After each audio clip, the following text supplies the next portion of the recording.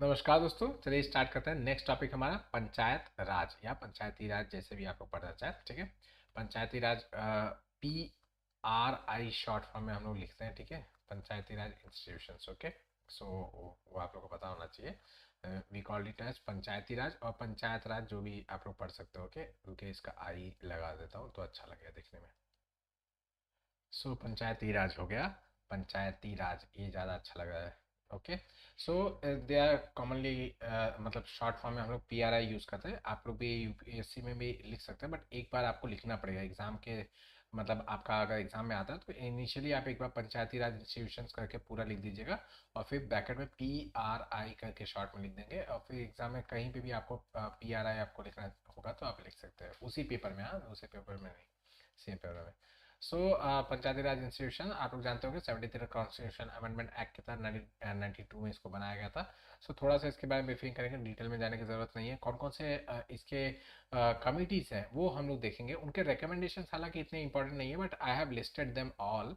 जितने भी आपके रिकमेंडेशन हैं वो सारे के सारे मैंने मोस्टली आपके रिकमेंडेशन लिस्ट करके रखे हैं, but you don't have to read them all. Okay, चलिए स्टार्ट करते हैं। So what is the Panchayati Raj? तो पंचायती राज 3 टियर सिस्टम का सबसे लोएस्ट, जो ग्रास रूट का जो आपका स्ट्रक्चर का जो एंड पॉइंट है या लास्ट ईयर है, थर्ड टीयर है, दैट इज द आपका पंचायती राज। ओके, पंचायती राज इंस्टीट्यूशन। इसका एम क्या है? इसका एम है कि हमको लोकल सेल्फ गवर्नमेंट को बहुत नीचे, ग्राम लेवल पे, मतलब ग्राउंड लेवल पे, विलेजेस तक आपको पहुंचाना है। डिस्ट्रिक्ट्स के नीचे आपका फर्स्ट टीयर हो गया आपका नेशनल लेवल, फिर उसका स्टेट लेवल हो गया, उसके बाद आपका डिस्ट्रिक्ट एडमिनिस्ट्रेशन आता है जिसके आप हेड बनने वाले हो। ठीक है, डिस्ट्रिक्ट मजिस्ट्रेट बनने वाले हो।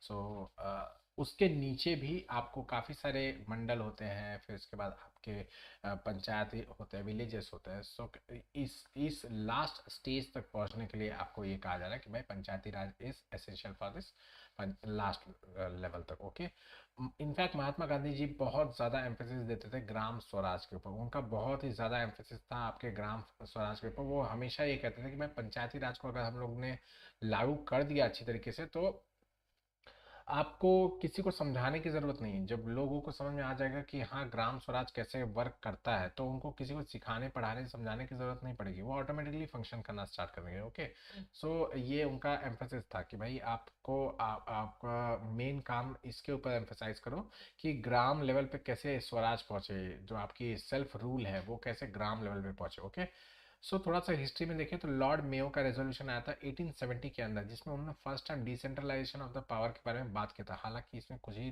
कॉन्क्रीट चीज़ें नहीं आई थी, ये भी मैं बता देता हूँ, but first time decentralisation of the power का जो इशू था वो यहाँ से आता है। ओके, नेक्स्ट रिपन ने फर्स्ट टाइम आपका Magna Carta of local democracy जिसको कहा जाता है 1882 में जारी किया, और इसमें फर्स्ट टाइम रेफरेंस मिला आपके लोकल लेवल पे आपके हम क्या कह सकते हैं, छोटे छोटे बॉडीज बनाने के, एडमिनिस्ट्रेटिव बॉडीज बनाने के। ओके, जिसमें लोकल गवर्नमेंट्स रहेंगी जिनका दो मेन काम होगा, एडमिनिस्ट्रेटिव एफिशिएंसी और दूसरा political education. Okay, so that gram level पे, मतलब छोटे लेवल पे, ग्राम लेवल पे नहीं, छोटे लेवल पे एकदम नीचे के लेवल में कुछ नया किया जा सके। ओके, तो ये है डिसेंट्रलाइजेशन का इनिशियल, दैट इज वाई इनको, रिपन को father of local self government भी कहा था। हालांकि ये सब चीज़ें यूपीएससी नहीं मानता, आपको स्टेट पीसीएस वगैरह में ये सब चीज़ें क्वेश्चन वगैरह में मैंने देखी है।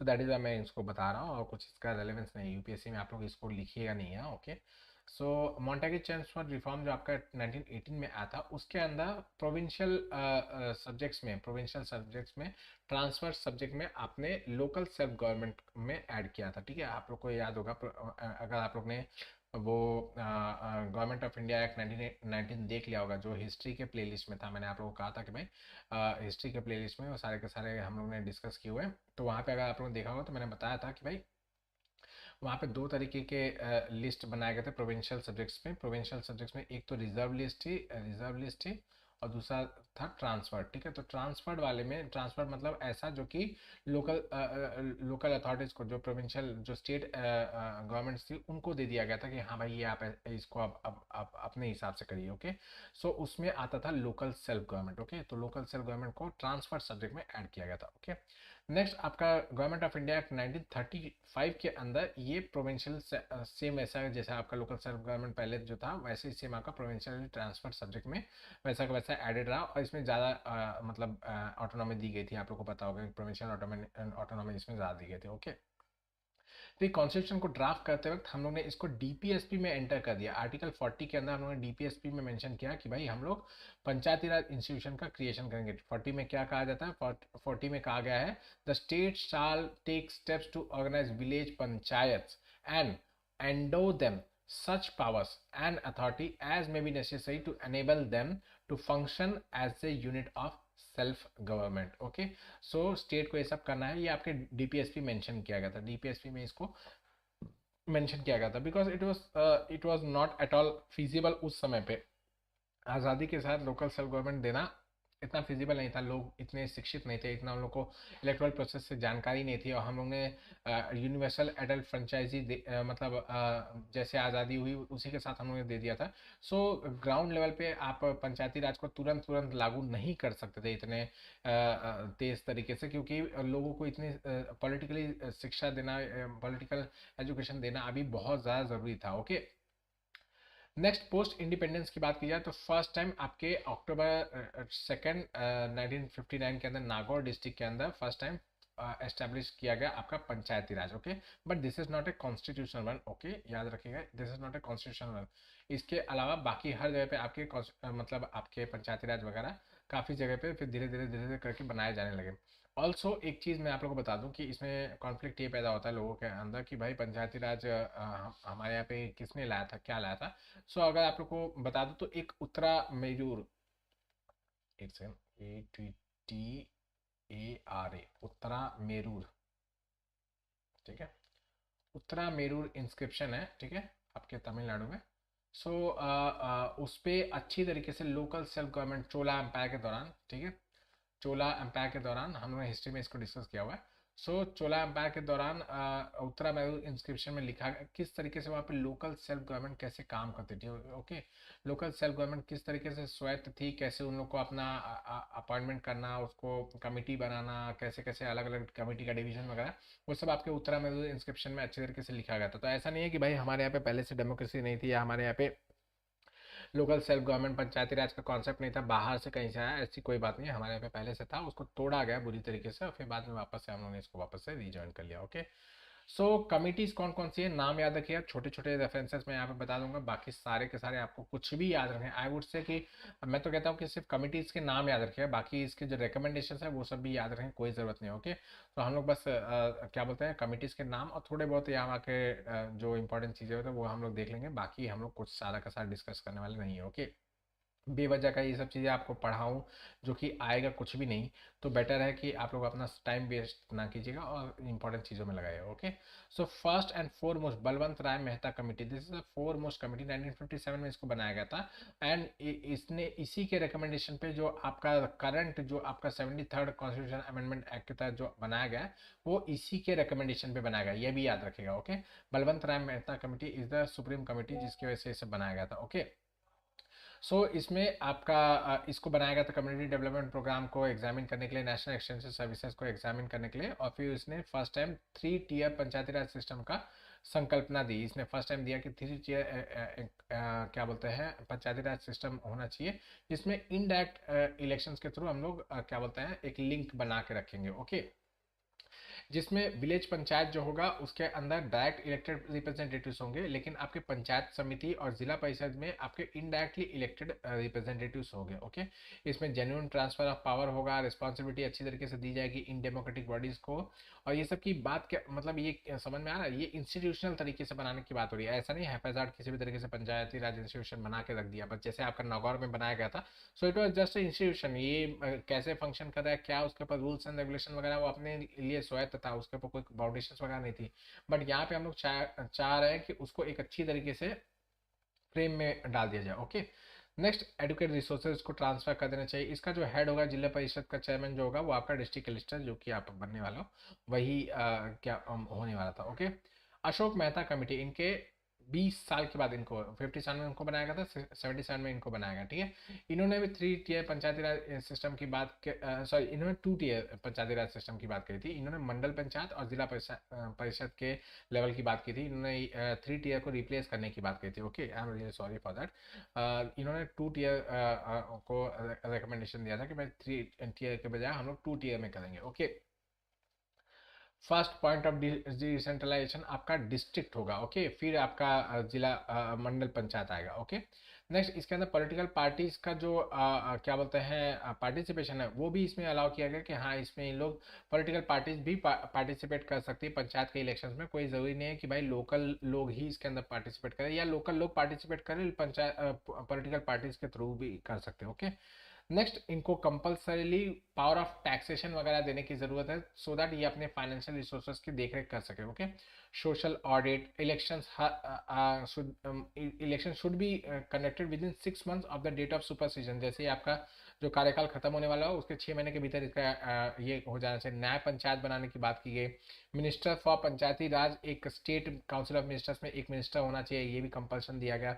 रिजर्वेशन दिया जाएगा आपके एससीज और एसटीज को जहां जहां वो रहेंगे उनके पॉपुलेशन के बेसिस पे। एंड नेक्स्ट कॉन्स्टिट्यूशनल रिकॉग्निशन इसको मिलना चाहिए। फर्स्ट टाइम यहाँ पे कहा गया कि इसको कॉन्स्टिट्यूशनल रिकॉग्निशन मतलब कॉन्स्टिट्यूशन में आपके पीआरआई को अकॉर्ड करना चाहिए। तो कॉन्स्टिट्यूशनल स्टेटस देने की जो बात कही गई है वो इस में कही गई, बलवंत राय मेहता में नहीं कही गई थी, इसमें कही गई। ओके, नेक्स्ट बाकी के इतने कुछ खास नहीं है, इन लोग के नहीं भी पढ़ेंगे तो भी बस आप लोग याद रखें। जी वी के राव कमेटी, उनका बहुत कोई इतना खास नहीं था। इन्होंने डिस्ट्रिक्ट डेवलपमेंट ऑफिसर का एक पोस्ट जो है वो बनाने की संकल्पना की थी। ओके, ताकि प्लानिंग वगैरह जो हो सके वो अच्छी तरीके से यहाँ पे की जा सके। एक आपका जनरली आपका जो डीडीसी होता है वो कौन होता है, आपका डिस्ट्रिक्ट जो आप डिस्ट्रिक्ट मजिस्ट्रेट बनने वाला तो वही बनता है। Okay, next L M Singhvi committee, तो इन्होंने न्याय पंचायत न्यू चैप्टर एक ऐड किया गया आपके पीआरआई को, एक मतलब न्यू चैप्टर ऐड करके पीआरआई को कॉन्स्टिट्यूशनल रिकॉग्निशन देने की बात इन्होंने की। ओके, ग्राम सभा, डायरेक्ट डेमोक्रेसी, इस सब पे इन्होंने ज़्यादा बल दिया। जुडिशियल ट्रिब्यूनल्स वगैरह बना के यहाँ के लोकल मतलब जो इश्यूज वगैरह हो, कंट्रोवर्सीज हो, जो केसेस हो वो सब देखने की बात कही थी। Okay, next Thungon committee. Okay, Gadgil committee, इन लोग ने भी लगभग सारे के सारे जो पहले दिए हुए चीज़ें थी, 3 टियर सिस्टम, एक टेन्योर सिस्टम, ये सब जो चीज़ें थी वही सब वापस वापस से इन्होंने बताया कुछ कुछ। जैसे कि इन्होंने 3 टियर सिस्टम कहा, इन्होंने भी 3 टियर सिस्टम कहा, इन्होंने 5 ईयर का कार्यकाल का, इन्होंने 5 ईयर का कार्यकाल का। ओके, वही सब चीज़ें जो पहले दी गई थी। हालांकि आपको कुछ भी याद नहीं रखा, एज आई सेड पहले भी कि पहले आपको ये सब चीज़ें याद करने की कोई ज़रूरत नहीं है। एक और चीज इसमें जो एक्स्ट्रा आती है, यहाँ पे स्टेट फाइनेंस कमीशन का फर्स्ट टाइम बात कहा जाता है कि भाई स्टेट फाइनेंस कमीशन बनाया जाना चाहिए, सो दैट आपके क्या बोलते हैं ये जो पंचायती राज इंस्टीट्यूशन पीआरआई जो है वो स्वैत तरीके से फाइनेंस के मैटर में स्वैत तरीके से काम कर सके। ओके, इनको भी फाइनेंशियल डिवोल्यूशन वगैरह किया जा सके। ओके, इसके अलावा रिजर्वेशन ऑफ सीट्स की जो बात कही गई होती है वो इससे पहले वाले में कही गई थी एससी एसटीज के लिए, लेकिन इसमें एसटी एससी प्लस वुमेन्स को भी ऐड किया गया। ओके, तो this was the next thing. इसके अलावा यहाँ पे गाडगिल में आप लोग देखेंगे तो स्टेट इलेक्शन कमीशन, जो आपके स्टेट फाइनेंस कमीशन की बात करी थी, उसके साथ साथ आपके state election commission for the election of the panchayat की बात करी गई। ओके, सो ये सब चीज़ों की थोड़ा बहुत काट छाट करके अल्टीमेटली वो आपका बना दिया जाता है आपका पीआरआई। ओके, सो इसके अलावा भी दो और कमिटी थी, दांत वाला कमिटी और हनुमंता राव कमिटी, जिन्होंने ब्लॉक लेवल प्लानिंग और डिस्ट्रिक्ट लेवल प्लानिंग के ऊपर इन्होंने कहा था। ओके, प्लानिंग जो है डिसेंट्रलाइज तरीके से किया जाना चाहिए, इस सब पे उन्होंने इन लोगों की बात कही थी। ओके, इसके अलावा कुछ नहीं। ये आपका 64th कॉन्स्टिट्यूशन अमेंडमेंट बिल करके इसको फर्स्ट टाइम लाया गया था, उस समय Rajiv Gandhi ji prime minister of India थे। और फिर ये बार बार कोलैप्स होता, लैप्स होता, वापस से इंट्रोड्यूस किया था, लैप्स होता, वापस से इंट्रोड्यूस करता, ऐसे करते करते फिर 73rd कॉन्स्टिट्यूशन अमेंडमेंट एक्ट 1992 के तहत इसको पास किया गया। और ये 24 अप्रैल 1993 को फर्स्ट टाइम ये क्या बोलते हैं एक्ट क्या कह सकते हैं फोर्स में आया। Okay, next 73 constitution amendment act के तहत क्या किया गया, तो इसके तहत फर्स्ट टाइम क्या किया गया, आपके नया पार्ट जो डाला गया, जैसे हमने बताया था कि नया पार्ट डालने की बात करी थी, तो नया पार्ट डाला गया, एक नया शेड्यूल डाला गया, 11th शेड्यूल, इससे पहले 10 शेड्यूल थे, तो आपका 11th शेड्यूल डाला गया, ठीक है। 11th शेड्यूल अभी मैं दिखाऊंगा, जिसके अंदर आपके 29 फंक्शनल आइटम्स हैं, चलिए दिखा देता हूँ। यहाँ पे ये देखिए आपके 11th शेड्यूल है, जिसके अंदर आपके 29 सारे के सारे आपके आइटम्स यहाँ पे मेंशन किए गए, ठीक है। कोई भी मेंशन आपको आर्टिकल वगैरह रट के नहीं बैठना, एक बार जरूर देख के रखिएगा, यूपीएससी क्वेश्चन पूछ सकता है, ओके। और जनरली थोड़ा सा आप लॉजिक भी लगाएंगे तो भी आप आइडिया मतलब खुद से भी बता सकेंगे कि आपके पंचायती राज के लिस्ट में आएगा कि नहीं आएगा, ओके। इसमें पार्ट जो 9 है, इसके अंदर आपका आर्टिकल यहाँ से यहाँ तक है, ओके। इसके अंदर हम लोग ने वुमेन्स को डेमोक्रेटिक डिसीजन मेकिंग का पार्ट बनाने के लिए इनको एक आपका 1/3 रिजर्वेशन की बात कही गई है, ठीक है। नेक्स्ट आपका इसको डीपीएसपी का जो 40 आर्टिकल था उसको हम लोग ने सेटअप अच्छे तरीके से वो कर दिया, मतलब एक डेमोक्रेटिक शेप दे दिया और चरित्रार्थ कर दिया, मतलब एक्चुअली में उसको रियलाइज कर दिया, ओके। नेक्स्ट इसको जस्टिसेबल पार्ट बना दिया, जब तक ये डीपीएसपी में था तब तक ये नॉन जस्टिसेबल नॉन एनफोर्सेबल था, लेकिन अब इसको जस्टिसेबल पार्ट बना दिया कॉन्स्टिट्यूशन का पार्ट बना के, ओके। इसके अलावा जो अभी तक पंचायती राज इंस्टीट्यूशन का जो सबसे बड़ा इशू था वो था इलेक्शन प्रोसेस, ठीक है। इलेक्शन प्रोसेस वगैरह रेगुलर नहीं थे अभी तक, जितने भी आपके पंचायत वगैरह बनाए थे इससे पहले के, उनका इलेक्शन प्रोसेस बहुत ही घटिया था, कुछ भी एकदम फिक्स नहीं होता था, ओके। सो इसके लिए इलेक्शन प्रोसेस को कॉन्स्टिट्यूशनलाइज कर दिया गया और ये जिम्मेदारी दे दी गई स्टेट गवर्नमेंट्स को कि इलेक्शन प्रोसेस को वो देख रेख करेंगे, वो बताएंगे किस तरीके से करना है, ओके। इस एक्ट के दो पार्ट है, कंपलसरी और voluntary. Compulsory provision must be added to the state law, ये स्टेट लॉ के अंदर होना ही चाहिए, ठीक है। जैसे कि creation of new Panchayati Raj system, ठीक है, पंचायती राज सिस्टम को नए तरीके से बनाना, 3 टियर सिस्टम जो बनाना, ये आपका कंपलसरी प्रोविजन में आता है, ओके। वॉलंटरी प्रोविजन में जैसे कि आपका जो जो चीजें आपके डिस्कशन पे छोड़ दिए गए आपके स्टेट गवर्नमेंट के ऊपर, जैसे आपका इलेक्शन का प्रोसेस है, ये आपके स्टेट गवर्नमेंट के डिस्कशन पे छोड़ दिया गया, okay. Next, act is a milestone step, जिसने हम लोग ने रिप्रेजेंटेटिव डेमोक्रेसी को पार्टिसिपेटिव डेमोक्रेसी से जोड़ दिया, ठीक है। जिसमें हम लोग रिप्रेजेंटेटिव डेमोक्रेसी को पार्टिसिपेटिव डेमोक्रेसी, मतलब रिप्रेजेंटेटिव डेमोक्रेसी मतलब जैसे आपके लोकसभा राज्यसभा में जो जा रहे हैं, जो आपके एमपीज वगैरह एमएलएज वगैरह जो आपके स्टेट लेजिस्लेचर में जा रहे हैं, वो एक्चुअली में रिप्रेजेंटेटिव है आपके कॉमन पर्सन के, ठीक है, हर एक इंसान के कॉमन पर्सन के रिप्रेजेंटेटिव है आपके यहाँ पे जाने वाले, रिप्रेजेंटेटिव की तरह वहाँ पे जाके बात करें, एक्चुअली में व्यक्ति नहीं जा रहा। लेकिन आपके जब पीआरआईज की बात की जाए, पीआरआईज की बात की, पंचायती राज की बात की जाए, तो यहाँ पे एक्चुअली जो कॉमन पर्सन है वही खुद ही पार्टिसिपेट कर रहा है, वो खुद भी इलेक्ट कर सकता है अपने आप को, वो चाहे तो अपने नए तरीके से खड़ा भी हो सकता है और चाहे तो किसी को वोट करके जिता भी सकता है, इस तरीके से उसके पास काफी सारे पावर्स है। That is why he is ये जो सिस्टम है आपका डेमोक्रेसी का, वो रिप्रेजेंटेटिव डेमोक्रेसी से पार्टिसिपेटिव डेमोक्रेसी की तरफ बढ़ता है, ओके। ये सब टर्म्स वगैरह याद होने चाहिए, यूपीएससी में हम लोग यूज करके ये सब हम लोग अच्छे अच्छे मार्क्स गेन कर सकते हैं, ओके। नेक्स्ट आपके ग्राम सभा की बात कही गई है आपके आर्टिकल 248 के अंदर, जिसके अंदर हम लोग सारे के सारे रजिस्टर्ड वोटर जितने भी आप उस पंचायत के एरिया में होंगे उन सबको एक ही बार में ऐड कर दिया गया है कि अलग से ये रहेगा वो नहीं रहेगा, ऐसे कोई बात नहीं, जितने भी आपके रजिस्टर्ड वोटर्स होंगे वो सब के सब ग्राम सभा के ऑटोमेटिकली मेंबर्स बन जाएंगे, ओके। 3 टियर सिस्टम की क्लॉज मैंने आप लोग बता दिया कि भाई 3 टियर सिस्टम में विलेज, इंटरमीडिएट और डिस्ट्रिक्ट लेवल के सिस्टम होने चाहिए।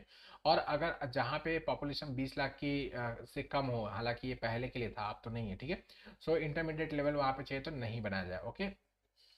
इलेक्शन कैसे होगा, तो आपके हर एक लेवल पे जो मेंबर्स के इलेक्शन होंगे वो डायरेक्ट इलेक्शन के थ्रू हो जाएगा, इलेक्शन उनका डायरेक्ट होगा, और जो चेयरपर्सन होंगे हर एक लेवल के वो इनडायरेक्टली इलेक्ट किए जाएंगे अमॉन्ग द मेंबर्स, ठीक है। मतलब ग्राम सभा पंचायत वगैरह का जो है वो पूरा का पूरा इलेक्शन कर लिया गया, उसमें काफी सारे मेंबर्स आ जाएंगे और फिर उसमें से जो चेयरपर्सन होगा वो इलेक्ट कर लिया जाएगा, ठीक है। हालांकि जो ग्राउंड लेवल पे होता है वो आपका जो चेयरपर्सन होता है वो भी आपका डायरेक्ट इलेक्शन के थ्रू ही आता है, लेकिन बाकी लेवल्स पे इनडायरेक्ट इलेक्शन के थ्रू आते हैं, okay. Reservation of the seats 243D की बात करें, ठीक है, तो इसके अंदर शेड्यूल कास्ट, शेड्यूल ट्राइब्स के लिए उनके पॉपुलेशन के बेसिस पे वुमेन्स को 1/3 ऑफ द क्या बोलते हैं रिजर्वेशन इनको दे दिया गया है, और अब कई कई जगह पे इनको 1/5 भी 1/2 भी दे दिया, मतलब 50% रिजर्वेशन वगैरह भी दे दिया गया। इसके अलावा अगर स्टेट लेजिस्लेचर चाहे, अगर उनको ऐसा लगता है तो वो बैकवर्ड क्लासेस के लिए भी रिजर्वेशन की प्रावधान कर सकते हैं, ओके। हालांकि ये जो आपका रिजर्वेशन का जो सीट्स है, आपके रिजर्वेशन के जो सीट्स का जो प्रोविजन है, ये आपके अरुणाचल प्रदेश के ऊपर लागू नहीं होता। क्यों? क्योंकि यहाँ पे एस पॉपुलेशन नहीं है, यहाँ पे सिर्फ और सिर्फ एस पॉपुलेशन है। Okay, so that is why इनके ऊपर वो सारे के सारे चीज़ें नहीं लगती है। ओके, नेक्स्ट, लास्ट, फाइनेंसेस कैसे आएंगे? तो मैंने आपको बताया फाइनेंस कैसे आएगा, आपका स्टेट फाइनेंस कमीशन बनाया जाएगा। ठीक है, स्टेट फाइनेंस कमीशन बनाएगा। सो इसमें क्या होगा कि आपका स्टेट फाइनेंस कमीशन आपके पंचायती राज इंस्टीट्यूशन के लिए एंड आगे चल के म्यूनसिपैलिटीज के लिए भी सारे के सारे डिवोल्यूशन से रिलेटेड क्लॉसेस बताएगा, ये चीज़ें मुझे चाहिए, ये डिमांड्स वगैरह वो रखेगा। एंड ये लिस्ट जाएगी आपके फाइनेंस कमीशन के पास, जो आपका यूनियन फाइनेंस कमीशन है उसके पास जाएगी। और फिर वो फाइनेंस कमीशन पूरा का पूरा जो स्कीम बना के देगा, उस स्कीम के अंदर स्टेट को बोलेगी कि स्टेट अपने पैसे में से, जो आपको इतना इतना पैसा मिल रहा है, उस पैसे में से थोड़ा पैसा कितना कितना वो सब आपको निकाल के देना है पंचायती राज को या फिर म्यूनसिपल कॉर्पोरेशन को देना है। ओके, सो इस तरीके से जो चीज़ें हैं वो आपके डिवोल्यूशन वगैरह की जाती है। ओके, ये स्टेट फाइनेंस कमीशन जो है आपका आर्टिकल 143 में मेंशन किया गया है। और इसके अलावा लोन ग्रांट्स वगैरह भी दी जा सकती है आपके स्टेट गवर्नमेंट के द्वारा। अगर कोई स्कीम वगैरह चलाई जा रही है सेंटर और स्टेट्स के द्वारा, तो उससे रिलेटेड भी आपके स्कीम रिलेटेड एलोकेशन वगैरह भी मिल सकते हैं। इसके अलावा इंटरनल रिसोर्स जनरेशन के लिए भी इनको दिया गया है कि भाई टैक्सेस वगैरह भी लगा सकते हैं, नॉन टैक्सेस रेवेन्यू वगैरह भी जनरेट कर सकते हैं, कुछ फीस वगैरह लगा के, कुछ भी मेला वगैरह ऑर्गेनाइज करके फीस टैक्सेस वगैरह लगा के ये पैसे कमा सकते हैं। ओके, चलिए इसी के साथ वाइंड अप करता हूँ, आप लोग से कल फिर मुलाकात करूंगा एक नए वीडियो के साथ। तब तक ऐसे पढ़ते हैं, थैंक यू मच, चलिए बाय।